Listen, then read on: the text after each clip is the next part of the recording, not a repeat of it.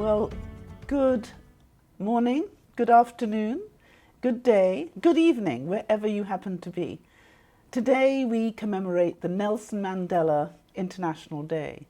In November 2009, the United Nations General Assembly declared the 18th of July Nelson Mandela International Day in recognition of the former South African president's legacy of fighting for racial equality and peace. In the resolution, the General Assembly recognised Madiba's contribution to conflict resolution, race relations, promotion and protection of human rights, reconciliation, gender equality, and the rights of children and other vulnerable groups, the fight against poverty, the promotion of social justice.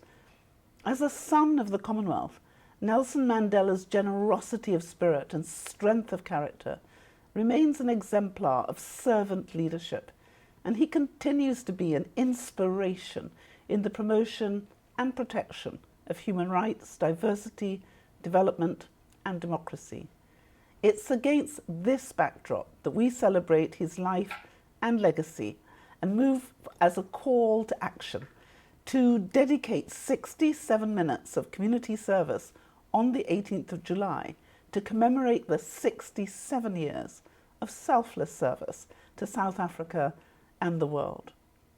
But we do so in a turbulent period, a time of unprecedented challenges that have exacerbated structural and long-existing inequalities. As a champion of the rights of women, Nelson Mandela recognized the importance of women's leadership. But as the COVID-19 pandemic continues to wreak havoc, women's leadership and political and economic participation remain restricted. We are underrepresented as voters and in decision-making positions, whether in elected office, the civil service, the private sector, scientific settings, academia, and other fields. COVID-19, as ruthless as it is, presents an opportunity to close the gender gap and bring the power of women's leadership to bear. To discuss this opportunity, I am joined by the wonderful Dr. Natalia Kanem, appointed by the United Nations Secretary General Antonio Guterres in 2017. Natalia has more than 30 years of strategic leadership experience in the fields of preventative medicine, public and reproductive health, social justice, and philanthropy.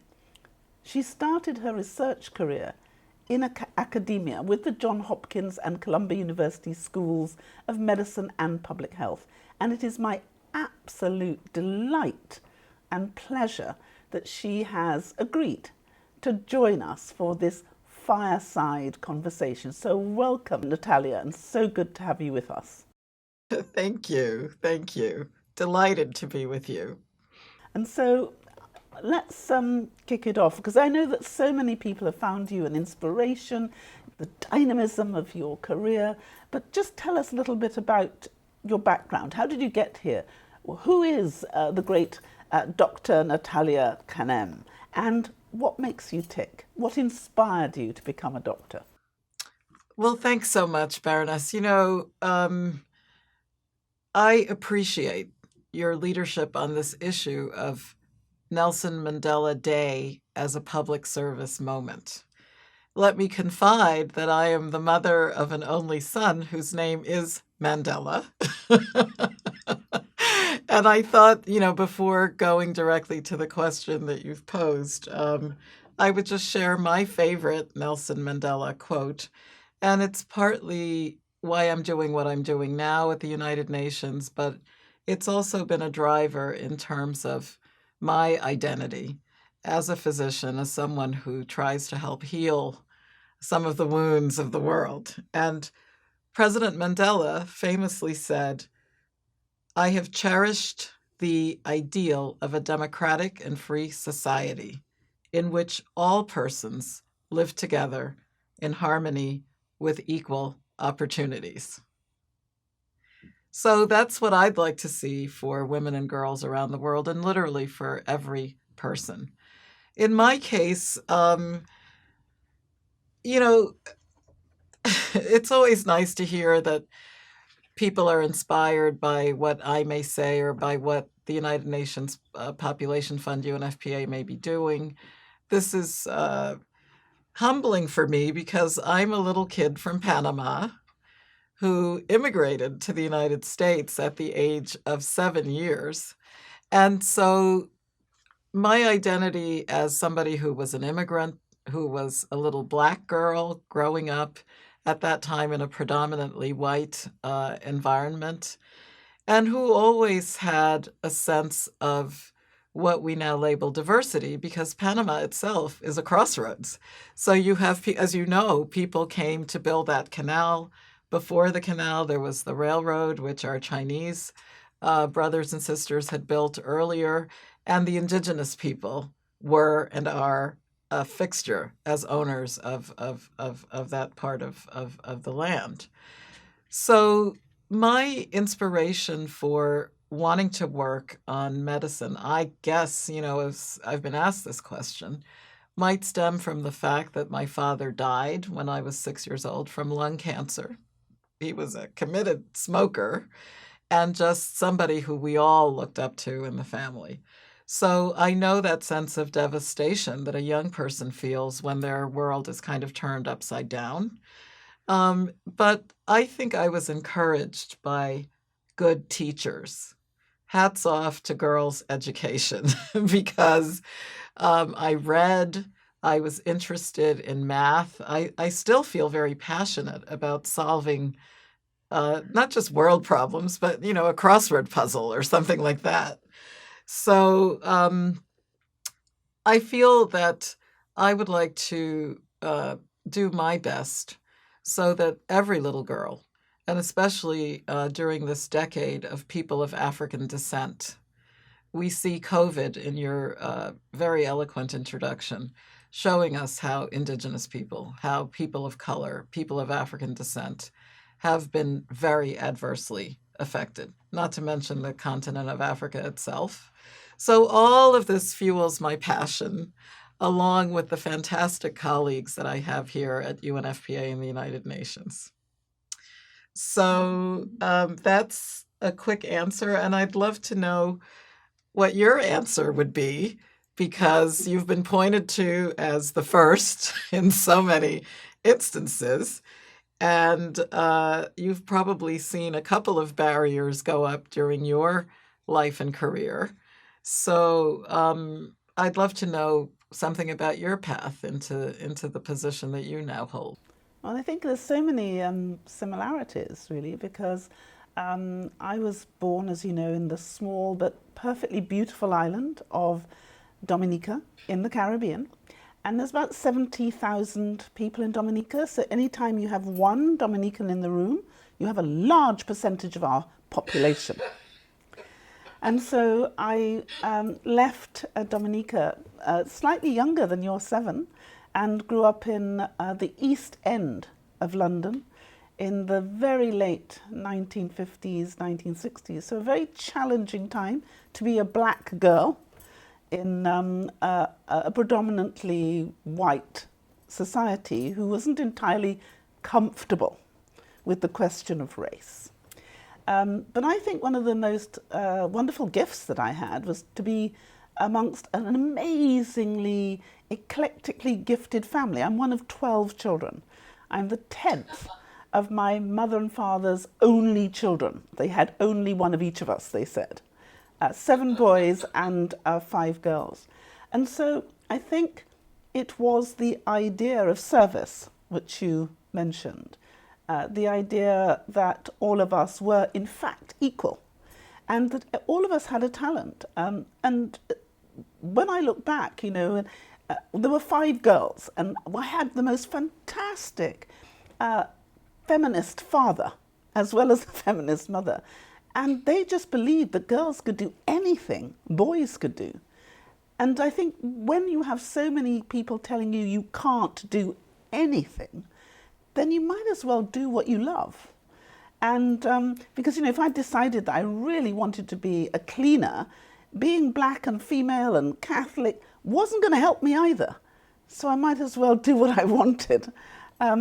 And so I think the journey has been one of looking at the service of others and watching the way that my family and the people I loved, like Mandela, challenged the reality that they were living in and overcame it. That, I think, was the real catalyst for me for changing and for trying to be the difference. And you know, Natalia, around the world, women's leadership and political and economic participation still remains restricted. You and I have just spoken about the things that were, but the question is, what about the things that are even now, and how do we change them? Because we're still underrepresented in decision-making positions, whether in elected office, civil service, private sector, scientific settings, academia, or so many other fields. And we've got the structural barriers and attitudes which have really still got in our way. So what about your experience? I mean, as a black woman heading up an international agency, how have you managed to clamber over those barriers and be the difference that you clearly are for not only the international agency that you supervise and run, but also in all the other ways? Well, thanks for those insights. And it's really interesting that there is a focus in these days, especially post-COVID, on this term resilience. And I think some of what you just spoke to is everyone being able to imagine a different circumstance. So I think a lot of the features of my ability to navigate through, you may be sitting in that chair as the, illustrious first attorney general, et cetera, but every day is new. Every problem comes up afresh. So I believe that people invested in giving me the time and the respect and also responsibility as a young person. And as you were saying, you make your choices and you sort of opportunity arises and you go in one direction or another. But in order to get through the labyrinth that is not just the United Nations system, which it is, but also the twists and turns of life, I think people need hope. They need to know that somebody cares. And I had that, and it really helped me when, you had those difficult days and you're sort of wondering, is this crisis or whatever it is ever going to end? Or when you feel the brunt of feeling like you're overlooked. And, in my position, as mentioned, as an immigrant, you work across language, you work across gender, because I think the expectations of what a woman will do, even if she's sitting at the table, will she be mansplained? Will she be able to speak up and be understood? All of this you've got to factor in to yourself wanting to fit in. But not to the extent that you don't truly represent, in my case, the human rights arguments that have to be put on the table. They're not always popular. And race is another factor as well. Race and ethnicity can inhibit people from really expressing who they are. In my era, the question of hair. In my era, the question of certain expressions which, you don't get the joke or whatever it is that binds people together, you've got to look for that. I see that the young girls of this generation, even for countries where girls are online and connected, there are risks and opportunities. For the girls that we work with and the women who are in a village or in an island nation somewhere in the Pacific or the Caribbean, their needs are different, but the ability to have that resilience to be able to imagine the solution to a problem, that's why I'm willing to invest in what we're doing at the United Nations for dialogue and for peace. I have to say that over and over again, I'm seeing that women and girls are spending so much time coping They don't even get enough rest or enough nutrition because of this. And I want women and girls to be at the center of the agenda. It's good for them, but it's also good for everyone. I was very concerned during COVID to see that the spikes in domestic violence as people were stressed. It is not normal for women and girls to be assaulted. We can never accept that a girl has to make a terrible choice of getting married off at the age of 14 or 15. That's not a choice. That's a form of denying her bodily autonomy.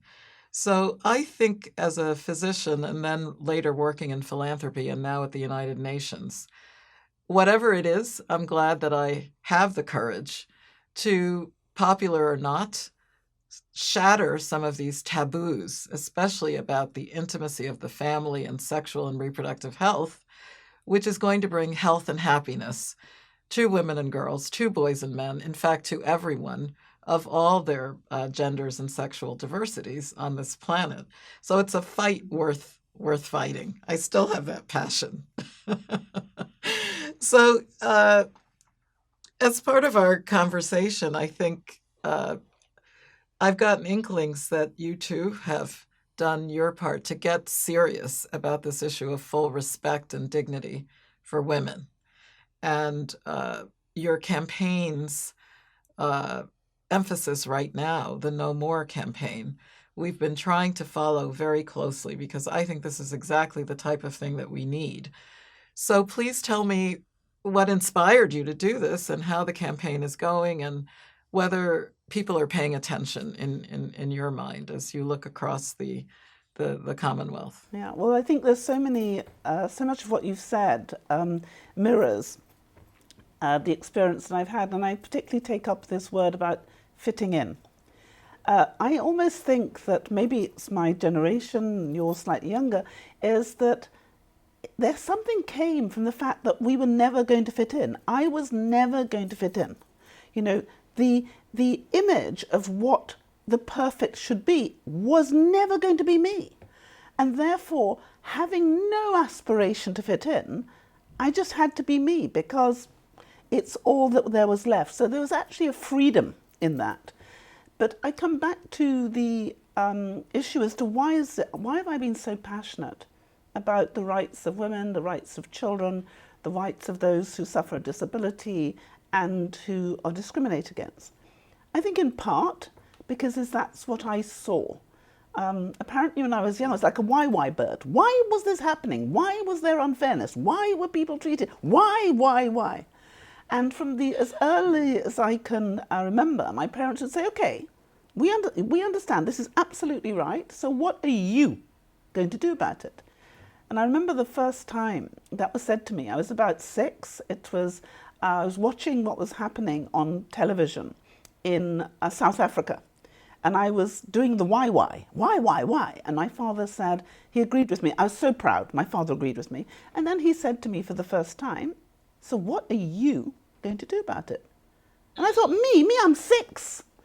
To which he said, and your point is. And so I have always said, what am I going to do about it? And what I saw as I was growing up, and I hope your experience was similar, is the reason I survived is because I had a huge amount of love and support from my family. I was affirmed by my family. I was believed in by my family. They thought I could do anything if I committed myself to it and tried. And they had huge expectations of each of us. And they didn't discriminate between whether we were boys or girls. It was the same. And I knew that from my 7 brothers and from my father, I had huge respect and huge love and huge reinforcement. And I was totally shattered when I became a barrister. I finished my degree at 20 and I became a barrister at 21. And I was reading these divorce petitions in which the husbands were brutalizing the wives and the children. And I was shattered. And I went home and I remember saying to my father, Daddy, but it was his wife. And that's when I realized that not everyone had the experience of love and protection that I had. And then I tried to imagine what it would have been like had I been somebody subjected to that disadvantage. And I don't think I would have survived. I really don't.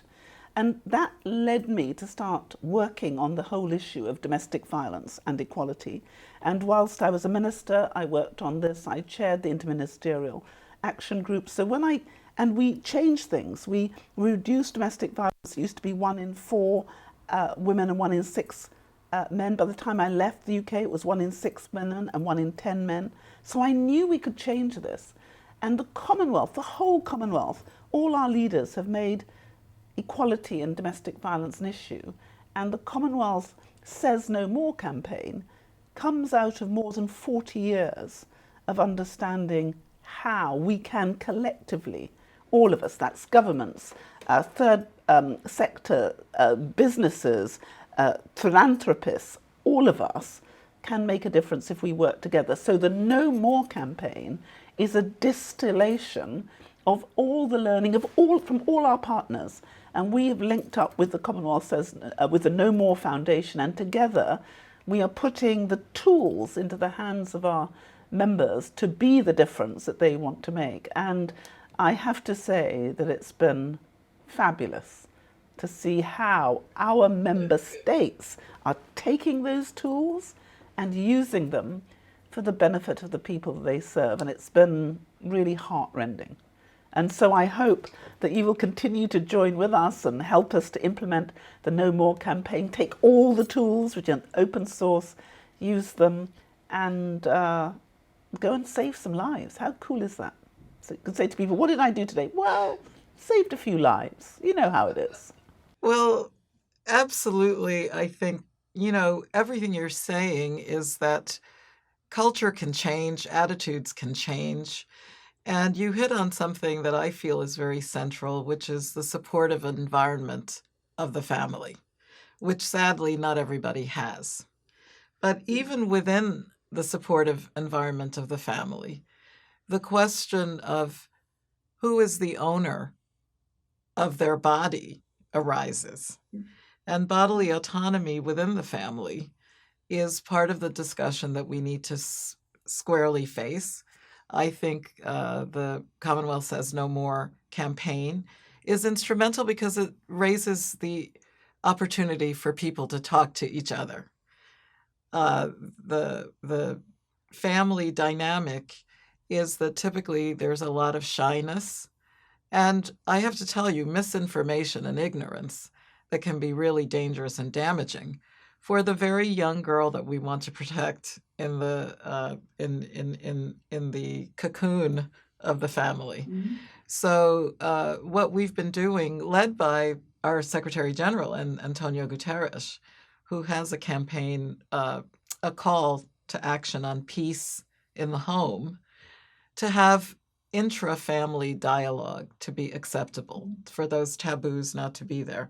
There's a father's campaign, for example, which is so lovely in parts of Eastern Europe and Central Asia that UNFPA has spearheaded along with UN Women. We've been trying to do a lot more this year in particular for generation equality.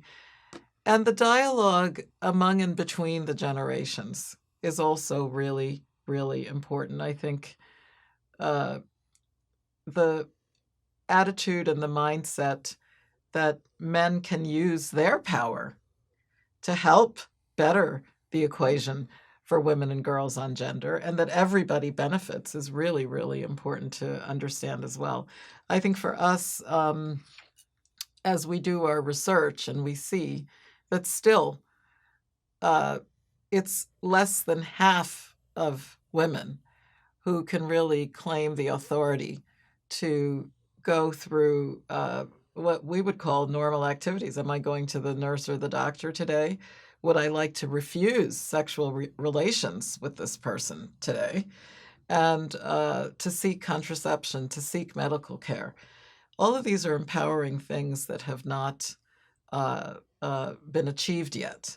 But I think as I visit Commonwealth countries, and recently I've been to Kenya, I've had the pleasure of being in Trinidad and Tobago on many occasions. I was in Tanzania to meet the new Madame President a few weeks back. The ability to talk about these things frankly and age appropriate, obviously, ways is really part of what I hope will be true, that when Agenda 2030 succeeds, by that year, we only have 10 years now and counting, right?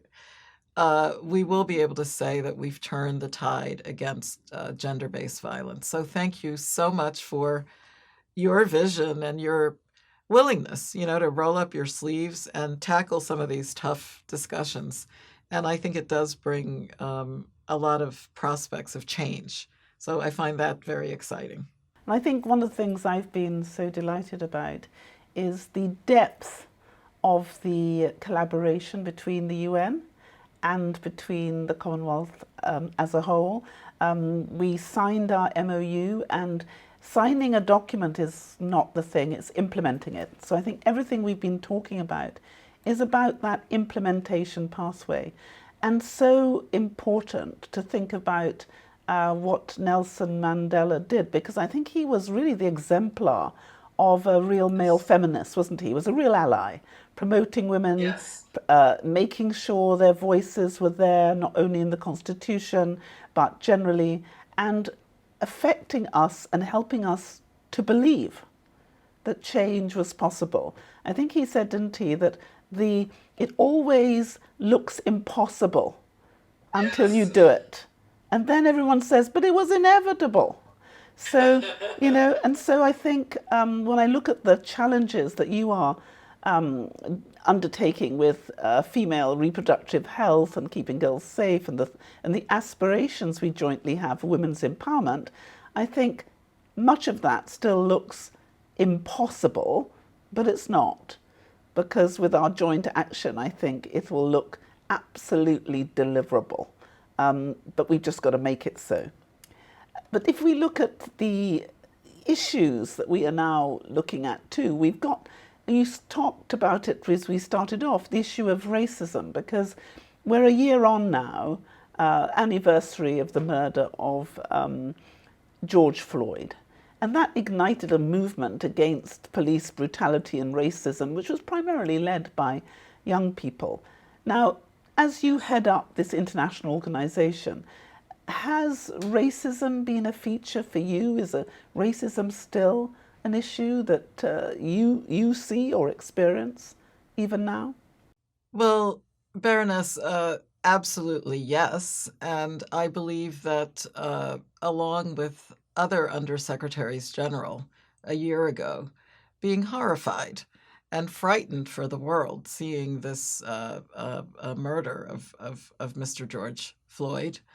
Again, I think as a united UN, but here I think the African USGs and those of us of African descent issued a decisive statement that there is no corner of the world where racism, discrimination, and other forms of subjugation, attempts to subjugate people's human rights, occurs. And we have to name this and do something about it. Yeah.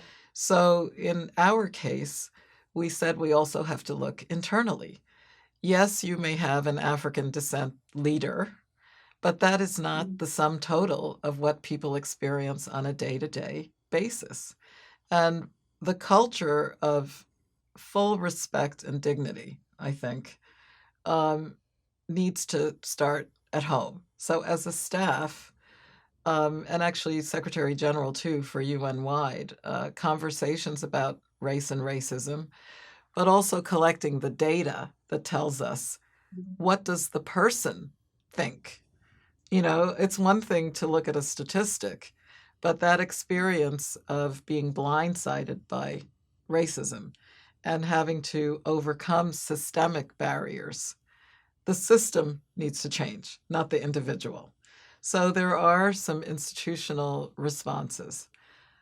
For me, too, I think the fact is people of African descent, by every measure, fall short of the standard, either the average or if you compare, in contrast to whites, if that's the comparator group. And why is this?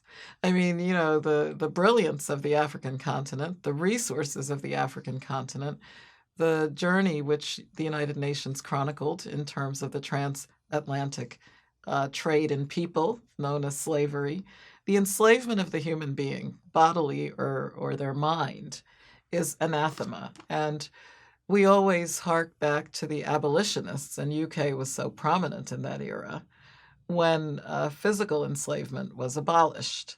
And we're at a moment now where we need to revisit the tactics and the strategy that call for full equality. This is why Madiba's speech on that occasion, where he spoke against white domination and against domination of anyone, including Black domination, that's where my quote came from that speech, is so absolutely important. This is the decade of people of African descent at the United Nations. I'm proud that UN is taking leadership to make sure that people of African descent everywhere are recognized for contributions, intellectual, cultural, but also as builders of the new society. I say this when I talk about people with disabilities as well. The disabled person has studied how to get out of the building. They know what they need if flood is coming or whatever. So why don't we ask them what they would like when we are building strategies for humanitarian relief? Similarly, it's the person who's been discriminated against who knows where the shoe pinches. And for those of us who have succeeded and who are looked at as exceptions, I sort of reject the tokenism of saying if one person makes it, that the whole community has been lifted up. And so I'm excited when I see the confident young people that I meet who are, like you said, leading, not waiting to be led, leading this understanding that full equality for everyone means full equality for everyone. And I think one of the things, as you rightly said, that shocked us all, for those of us who've been fighting this for, it feels like millennia, but for me, it's maybe 45 years, which is a long time, but we thought we'd made significant progress and that what we saw on the screen would be less likely to be capable of happening today than it was, say, in the 1960s. So I think the shock was that it was still happening, but maybe the delight was now we could record it and see it with our own eyes in real time. So whereas people could cloak this in the past and say, no, it is not true, now here it is, right in front of us. And when I was getting really concerned and upset about the fact that it was happening, what I had to comfort myself in was that all around the world, in every single country, people were saying, oh, no, you don't. Oh, no. And it was instantaneous. It wasn't that we still had to convince people that what they were seeing was disgustingly wrong. And I think that if we have to get any comfort about where have we come from 1960s to the 2020s, it's that we're no longer having to argue that what we saw was unacceptably wrong. Maybe that's the comfort I've been trying to give myself, that we're not back quite in the dark ages.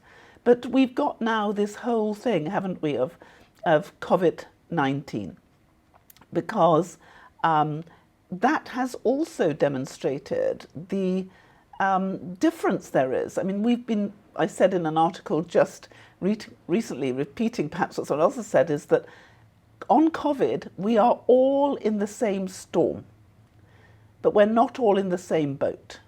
I saw that, and I thought it was a very elegant way of phrasing the truth, that we, in theory, are all in the same storm, but we've seen inequalities starkly pronounced during this period of COVID.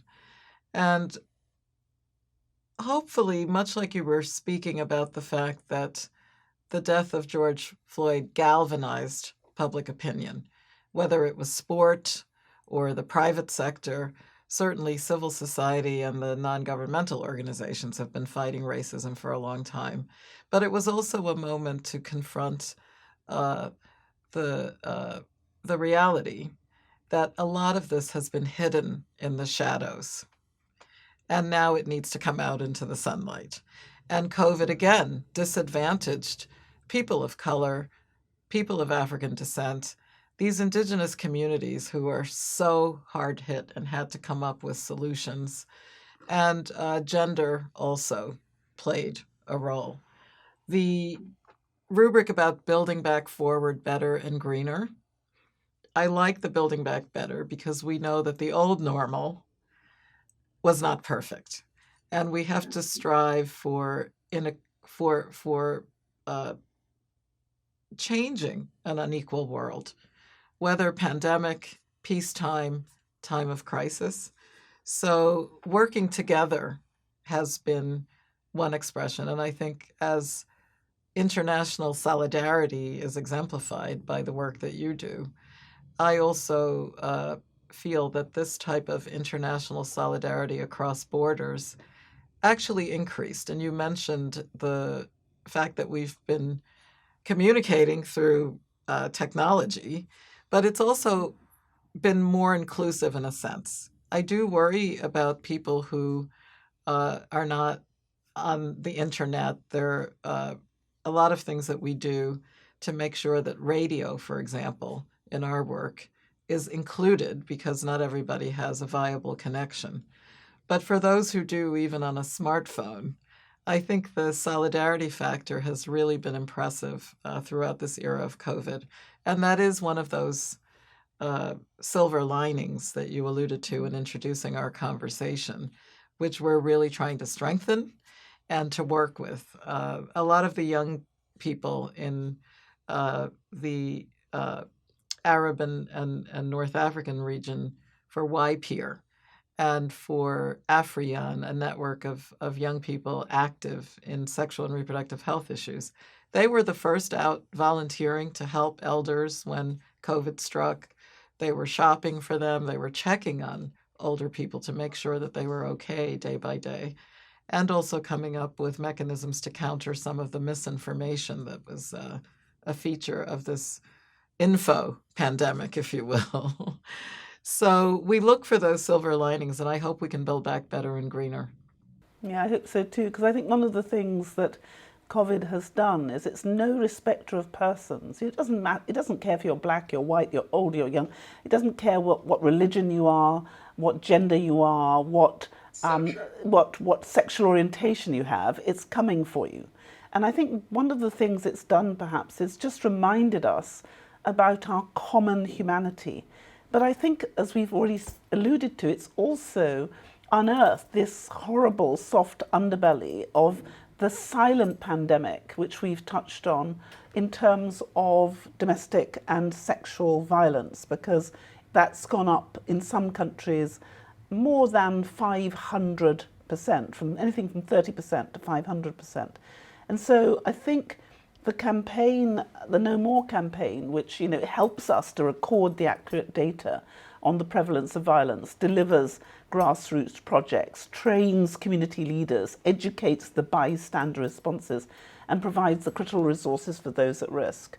I think that's been really helpful for us because COVID has brought all of that to the fore, and I have been so pleased to see how the UNFPA have managed to promote these important rights about which we've spoken, and are still continuing to do that which we need to do to make the real difference and to be the difference that we need to make in challenging all of this. Well, thank you, Baroness. I appreciate you saying that. Our teams in the 150 locations around the world where UNFPA works have really been impressive. And I'm so grateful to them because you need to keep up your spirit. You need to keep up your courage. You need to go forth and do it again. And the pandemic, of course, was overwhelming. I think for UK, which has been a champion for women and girls issues, and who really, I think, in your work on international development, really privileged this rights concept. It's very, very helpful. I mean, our staff every day, during COVID, had to deal with PPE shortages, the protective equipment that a midwife needs when she is trying to deliver that woman safely and get the infant not to have complications.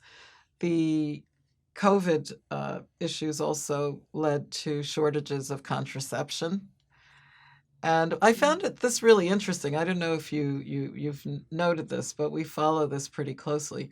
In the developed world, countries where contraception is affordable and taken for granted, women actually last year chose not to have as many children. So the fertility rate declined slightly. This has already been looked at. Well, you know what? It was the opposite in developing countries who actually are asking for and need contraception as a means of women empowerment, making sure that you can nurture the family members that you have. And, I think the fact is, where you have high fertility in a poor country, it means more maternal death. Sadly, it means that you're going to have complications like fistula, which I saw when I was visiting Democratic Republic of Congo a couple of weeks ago. Lifelong consequences, in other words. So I believe that this working together to make sure that women's rights and choices are not eroded and not using COVID as an excuse is going to have to be one of our anchoring principles as we think about the next decade towards 2030. Women's issues can no longer be on the back burner. And, this is what we're hearing from women themselves, whether in humanitarian settings, in times of crisis from climate disasters, and we've seen a lot of that in the last couple of years. And also, I believe, again, in championing, even as a doctor, the value of educating a girl. It's just immeasurable how that benefits her, it benefits her family, her society, her country, the world. And so knowing that so many girls have been out of school because of COVID, and a lot of them may not go back, this is an issue that we all need to work together on to be sure that they don't suffer in the long term. Yeah? Yeah, absolutely. And I think once again, this is where the coming together of the multilateral institutions to work on the COVID response has been so important. As you probably know, we created the Coronavirus Response Resource Centre by pooling the data that we culled from all our multilateral partners and agencies. And you'll be pleased to know that Johns Hopkins, where you used to work, we used their information as well, just to provide the data that so many of our member states needed so that they could make informed policy decisions as to how to respond to this, but so that nobody was left behind, so that we didn't forget women and girls, so we didn't forget those with disabilities, so we didn't forget those who were older, and we were able truly to take a more holistic approach, because I think the world has experienced the severe shock of the COVID-19 pandemic, its economic and its social effects. And these events, I think, are by no means over. And yet it's already clear that more than a year into the pandemic, that it's just exacerbating existing inequities, particularly as they pertain to women and girls. So the change that we need is really there. And it's not just COVID, because of course, as you mentioned, we've got the climatic shocks that have come. So some of our member states have had to deal with the shock of the pandemic, the fact that in saving lives, they've jeopardized livelihoods. They've then had to think about the economic consequences of how they build the economies back better. But also, they've had to look at how they deal with the climatic shocks that are coming their way as well. And we've seen the hurricanes and the cyclones and the drought and the desertification, all of which has really exacerbated the reality of what we're facing. And if I look at the key threats that we have, I know that you launched just a few weeks ago the UNFPA's 2021 State of the World Population Report about claiming the right to bodily autonomy and self-determination. And everything you've said to date speaks to that focus. But I wonder whether you'd like to help us or say something particularly about how that report and your understanding applies to the Commonwealth countries. You know, we've got 54 countries. We are a bit like a petri dish. We have 5 different regions, 32 small states, 25 island states, 14 least developed. So anything that works for us in our petri dish maybe will work for the rest of the world as a pathfinder. So what about us? Well, absolutely. I think the Commonwealth countries are also very focused on development issues and the advantage of working on things together. We talked about the No More campaign as just one quick example, is that the social expectation also changes together. And this can be very powerful when you sit among the member states of the United Nations. For us, we decided to tackle one of the fundamental reasons for gender inequality, and this is all a question of power. And when we translate power, the most fundamental type of power, and it's part of the human rights equation, is decision-making and agency over your own body. If you are shivering in fear, how are you going to raise your voice? How are you going to be able to make the right decision, avail yourself of information, etc.? So our new report is titled My Body is My Own. And UNFPA is the United Nations Sexual and Reproductive Health Agency. We do work on contraception, on midwifery and maternal mortality, and on violence. But we also advise census. In many of the Commonwealth countries where we're active, we're working with those statisticians to tell the real story, and you said earlier, make the invisible visible.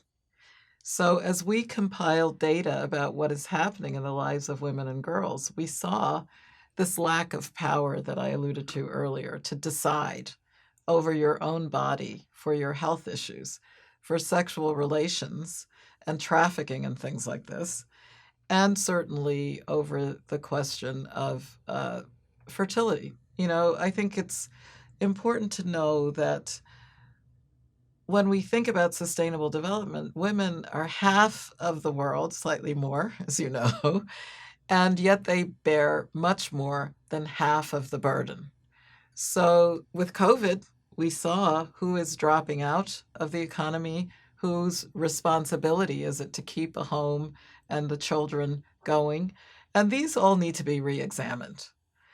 The bodily autonomy is a precondition for achieving our objectives if we're going to have this sustainable world. And when I think about climate change, I am very quick to point out that while the stereotype may be that it's a woman with many children in some country where the fertility rate is high, Africa, Asia, Latin America, who is quote unquote overpopulating the world, in her entire lifetime, sadly, with no electricity, no vehicle, no imprint, really, on the land, she is actually being victimized by climate change. She's facing that flood. She's facing that hurricane and the desertification of parts of the world, which is relentless. So in protecting her rights and her ability to come to the table confident that she's going to be listened to because she knows some of the solutions to these climate problems, we really will be able to do better by allowing women to exercise their power. Same goes for the agency of young people. You mentioned young people as regards racism, and in climate action, of course, they're in the forefront. They're also in the forefront of understanding that sexual and reproductive health is about my life. It's about controlling my decisions about what I choose. And I'm very proud that so many Commonwealth countries are really opening the door for discussion. We're not all going to agree on day one. We need to engage with our religious communities, traditional societies. And as I said earlier, I'm impressed by men, by that father who's going to defend the rights of his daughter, by that young man who is going to make sure that the girl on the sports field is not harassed and or nor online. So it's a moment where I think the momentum is building, and we're so proud to work with you and with the Commonwealth on these issues. But I think it's an opportunity for even greater collaboration. And I think the fact, if you look at the Commonwealth heads of government mandates that they've given us time and time again, they really are recognising the need to address with even greater vigour and rigour the gender and social inequality as an integral part of effectively addressing all the SDGs, but including climate change. Because if you look at all 17 and you look at who is most disadvantaged in our world, in almost all of them, it is regrettably women and girls. And at the Commonwealth Women's Affairs Ministers meeting, they identified gender and climate change as one of the 4 priority areas for gender equality since 2016. So I think this working together across the multilateral agencies and using all the instruments that we have. So for example, the Commonwealth Climate Finance Access Hubs, through which it assists member countries to access climate finance with the support of the Commonwealth regional and national climate finance advisors. We've done specific work, for example, Jamaica. We've managed to, through the support of the Commonwealth National Climate Finance Advisor, to get secure a grant for Jamaica of $270,000 from the Green Climate Fund Readiness and Preparatory Support Programme towards the project facilitating a gender-responsive approach to climate change adaptation and mitigation. But of course, it's not just about Jamaica, because Jamaica's been able to use that for their nationally determined contributions and to strengthen their project, but so can all the other small and members and island states who can just replicate it, because we all need the same thing. And so this sharing, this collaboration, and I've been really thrilled that the confidence we have in each other now enables us to share all our mistakes, not just our successes, because we all want to do good things, and quite often we make the same mistakes. So I've been really pleased to say we need only make that mistake once. And if you've made it, I don't have to do it. And if I've made it, you don't have to do it. And this collaboration has been a difference, I think, a real difference.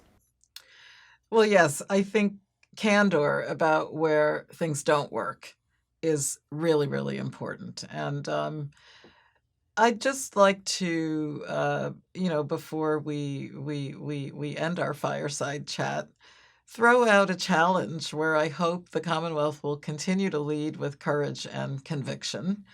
Of the things that UNFPA works on, ending gender-based violence is one of the most difficult. We include child marriage among this.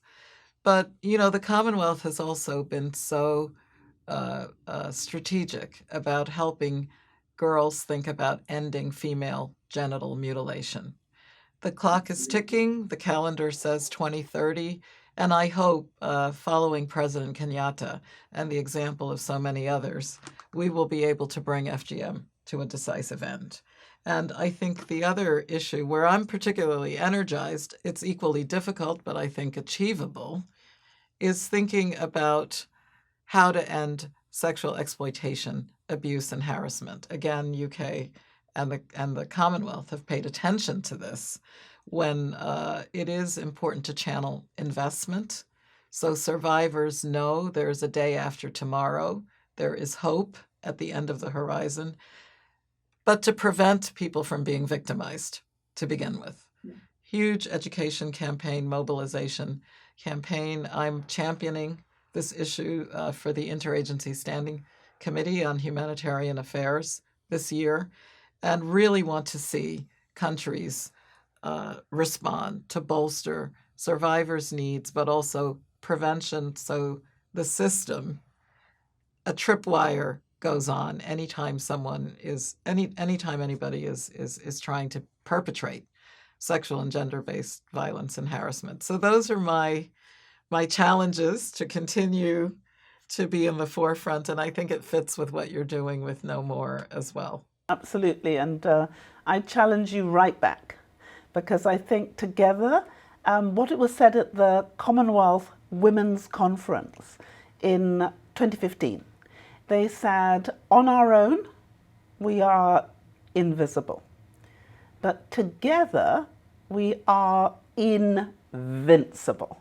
And so I think this is what we have to do in our collective. We've got to try and make sure for the issues about which we feel such passion and such commitment, the climate change issues, the women's issues, the gender-based violence issues, our young people, for all of those issues, we have to bind ourselves together so that we are, as Gandhi said, the difference we want to see in the world. So thank you for participating in this fascinating discussion. I know we could have gone on for a lot longer. There are so many more questions that we both would have liked to explore, I know.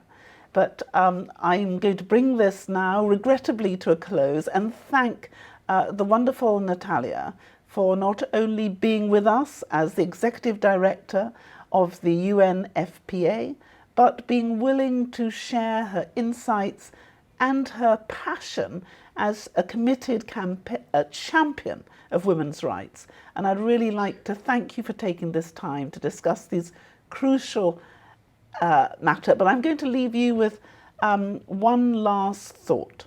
If you could do anything or make any one thing happen by the end of 2030, other than the implementation of all the SDGs, which I'm going to say that's mine, what would it be?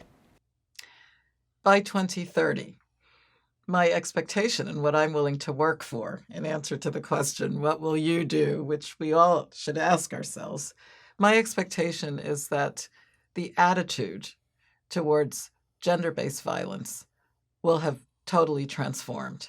So that statistic that we know as 1 in 3 will be none in 3.